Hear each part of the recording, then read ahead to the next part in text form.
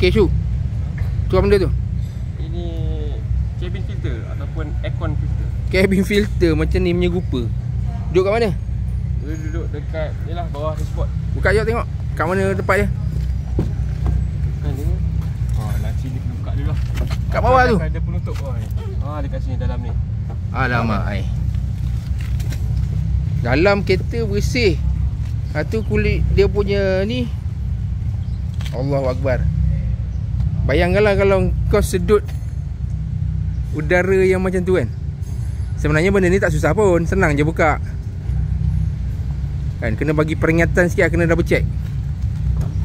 Kereta apa yang pakai ni? Kereta Toyota Vios. Toyota Vios, tapi semua kereta pakai kan? Estima pun ada. Kan?